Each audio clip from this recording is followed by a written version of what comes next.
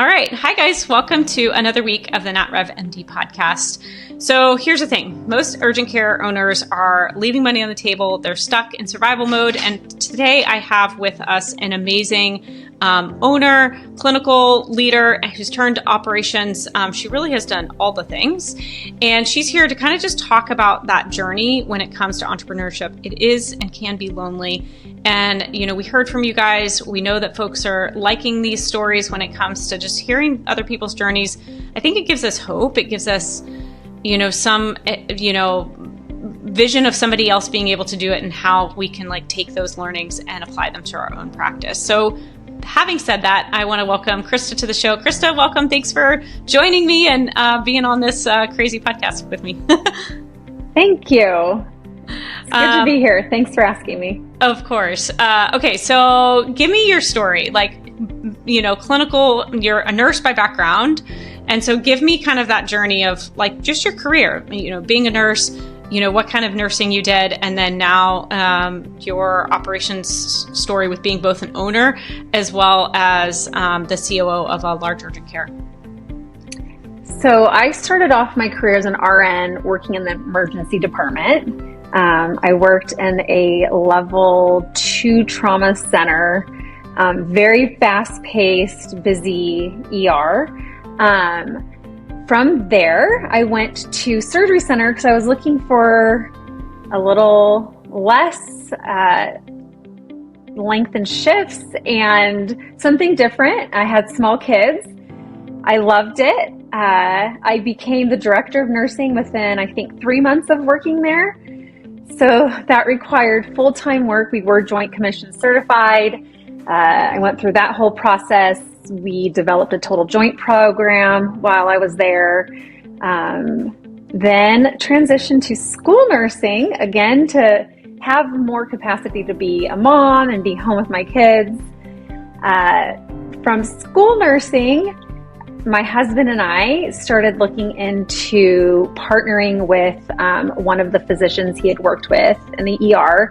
My husband is a PA and has worked in the emergency department for 20 years. So we started looking into opening an urgent care with our friend, Dr. Brian Tyson, and left the school nursing to do infusions while we were gearing up to open our first urgent care.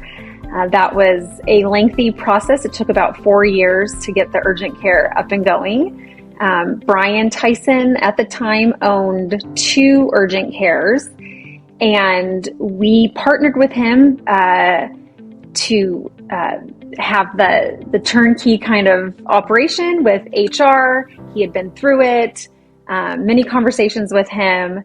But with that process, we learned that owning a business is fun. It's full time. It's full time, right? So that's my background. So yeah, I've done a lot of different things with nursing, and I think that now looking back, each of those roles that I did really set me up to be a business owner and operator. And it's funny because it is so different, right? We're not taught this in any healthcare training, but it is those kind of on-the-job experiences that give you kind of not only the confidence, maybe the mentorship from people who you can lean on, but also the skill set to be able to say, okay, I can do this. I don't maybe have it all figured out yet, but I'm going to figure it out. And I do think healthcare in general, I feel like we're all somewhat ambitious, maybe overly ambitious in general. And so at the end of the day, even if you don't know how to do something, and I think you have been a testament to this, if there's an area of the urgent care practices that you didn't know, you go down multiple rabbit holes until you learn it, figure it out, and you will talk to everybody to bring that knowledge in. And so that is just what I've experienced with working with you over the last, year, that we've been chatting back and forth. And would you agree? I think you Yes. can get hyper focused on, okay, I need to know this and I'm going to fix this problem and I will not stop until it is fixed. 100%. So one of the greatest challenges with opening the urgent care was revenue cycle management. I did not understand it. We're just going to jump right into that. Go for it. being a business owner and operator, my husband and I were working 7 days a week, every opening hour, before and after, and we just dove headfirst. Our partner had the EHR system. He had the billing team in-house. He had, HR compliance in-house.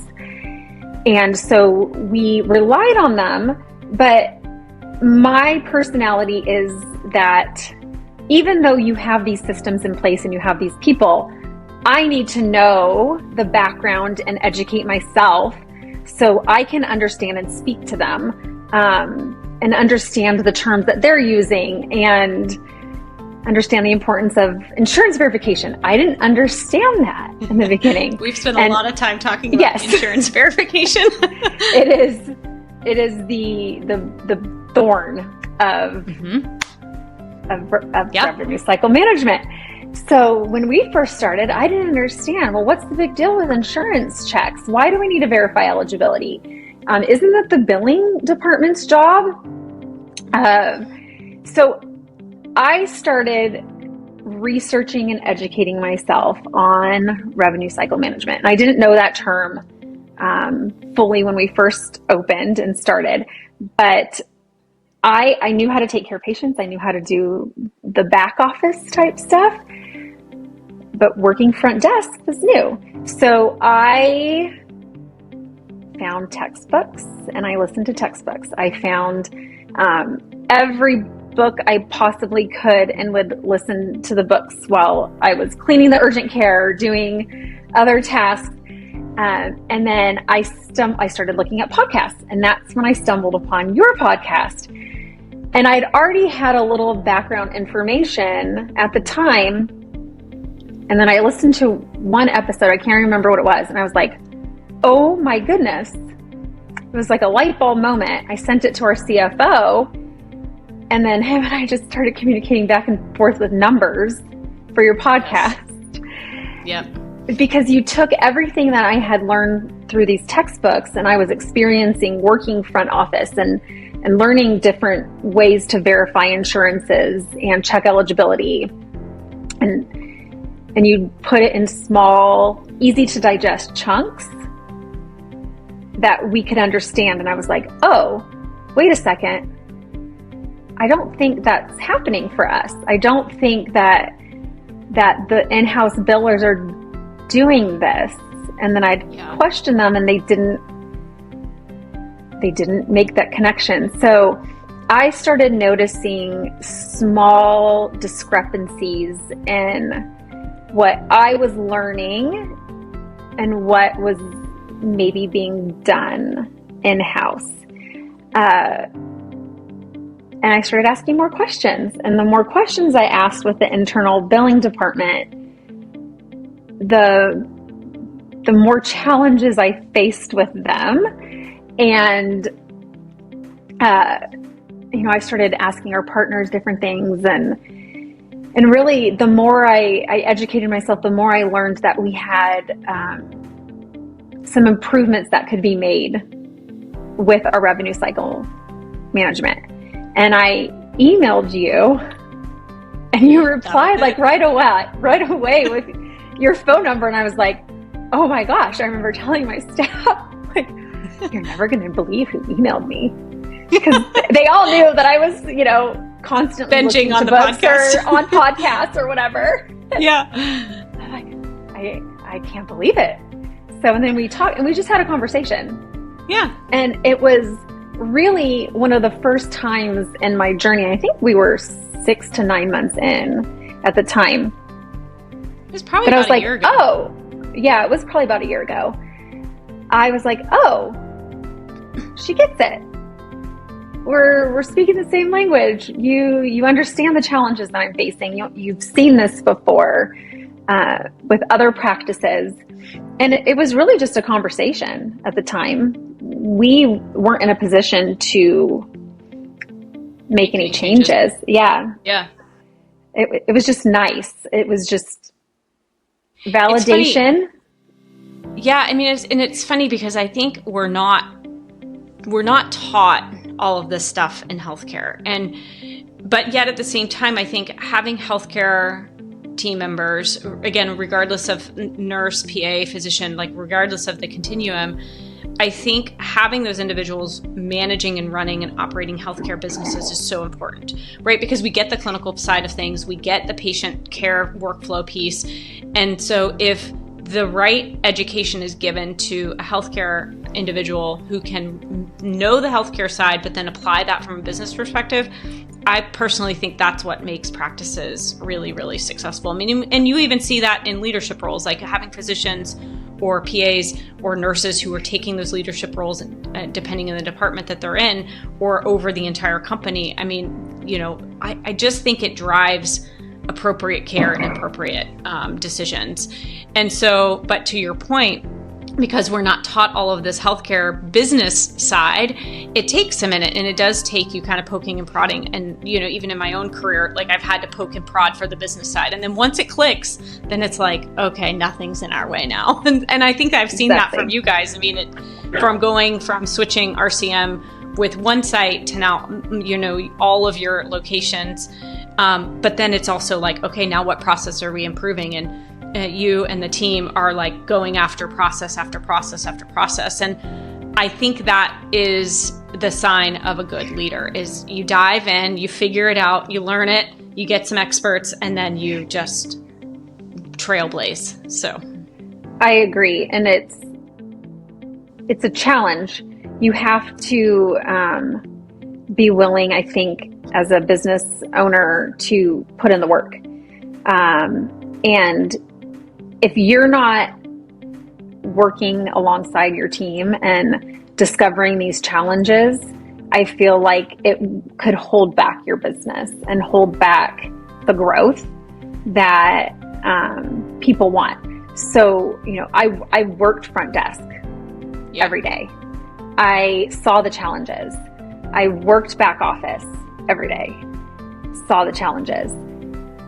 That prompts my brain to start asking questions and saying, oh, well, how could we improve this?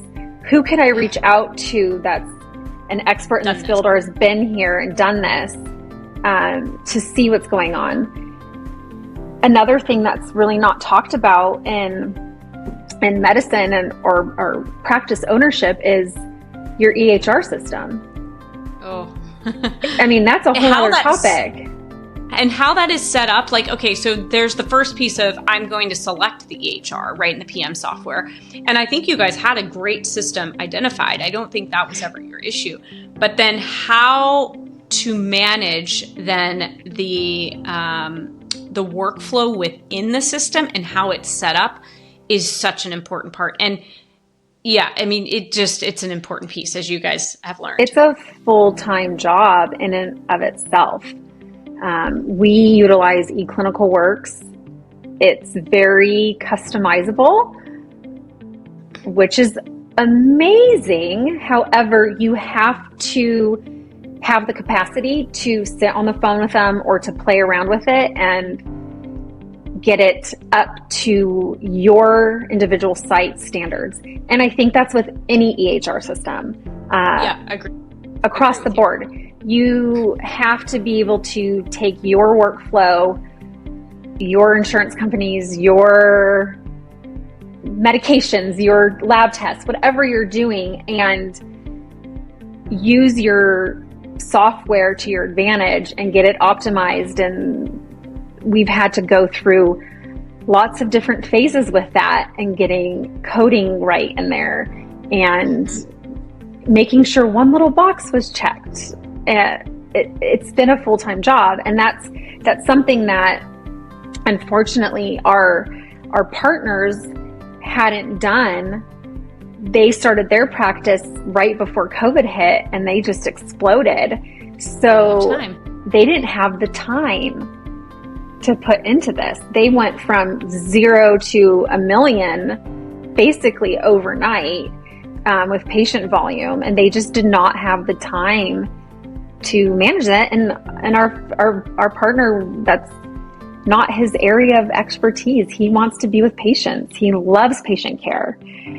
So once he saw what we were doing at our site, that's when he started having more conversations with me about operations and asked if I would take over as the chief operating officer for all of his urgent cares, which now they're at 3, and we are also starting primary care as well, which has been a whole nother ball of fun piece to figure out. But with all of these operational things, we've taken the groundwork that he's laid and just built upon it with him, and optimized systems and found different vendors for different things, like payroll and HR and compliance. So there's so many different buckets, but I think so. A couple like really big things that I think are good takeaways. So one, I think you going and acting and living in the shoes of all the different roles in your business, I think is really, really an amazing take home.